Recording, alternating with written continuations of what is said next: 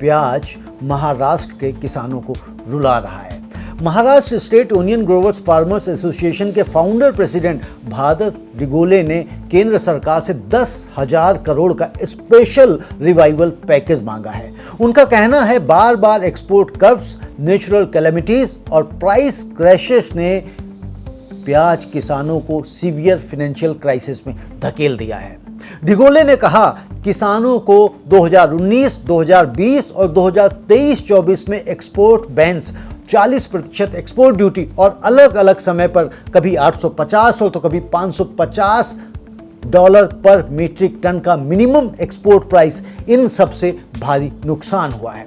Association ने आरोप लगाया जिन किसानों ने 2025 में प्याज स्टोर किए और 2026 में बेचे, उन्हें एक्सट्रीमली लो प्राइसेस एक्सेप्ट करने पर मजबूर होना पड़ा। डिगोले ने मांग की कि उपभोक्ता कल्याण के नाम पर प्याज किसानों को नुकसान पहुंचाने वाली नीतियां अब बंद होनी चाहिए। केंद्र सरकार तुरंत 10,000 करोड़ का विशेष आर्थिक पुनरुद्धार पैकेज घोषित करे। एसोसिएशन की मांगों में शामिल है कि किसानों के बैंक अकाउंट्स में सीधे आर्थिक सहायता, प्रमाणित प्याज बीजों पर सब्सिडी, भंडारण का इंफ्रास्ट्रक्चर का विकास और एक राष्ट्रीय प्याज निर्यात स्थिरीकरण कोष की स्थापना।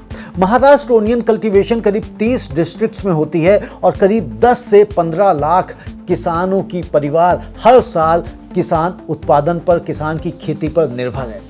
दोस्तों, प्याज की कहानी राइस की कहानी का ही दूसरा रूप है और वो पैटर्न जो हमने राइस में देखा वही पैटर्न यहाँ भी है। सरकार कंज्यूमर को सस्ता प्याज देने के नाम पर किसान को नुकसान पहुंचा देती है।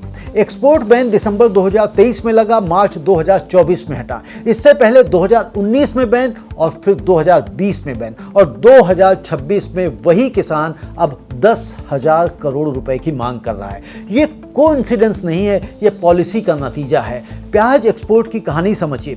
इंडिया दुनिया का सबसे बड़ा ओनियन एक्सपोर्टर है। बांग्लादेश, मलेशिया, श्रीलंका, नेपाल सब इंडिया का प्याज खाते हैं और middle east, south east Asia में भी इंडिया की स्ट्रांग प्रेजेंस है।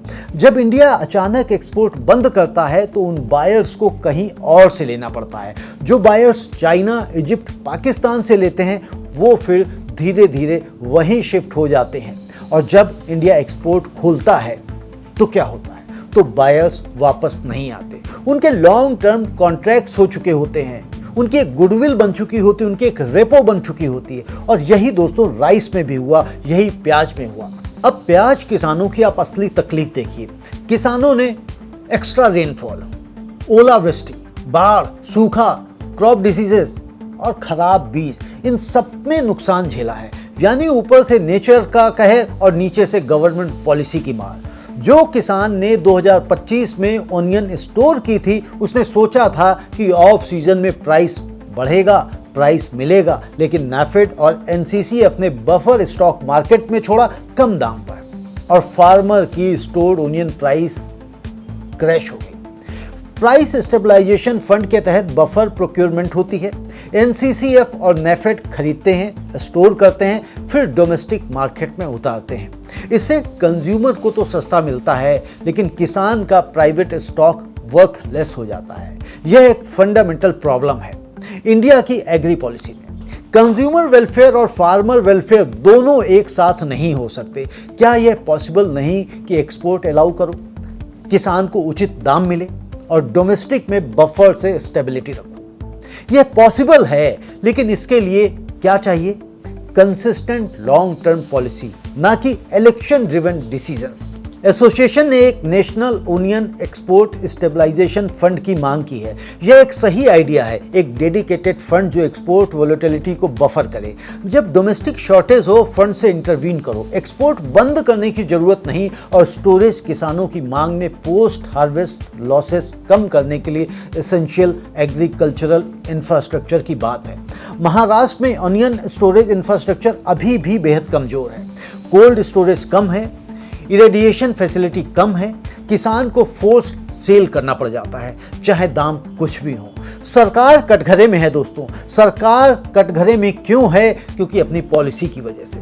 दोस्तों, 10,000 करोड़ की मांग ये कोई छोटी डिमांड नहीं है, लेकिन इस मांग तक आने की जरूरत ही क्यों पड़ी?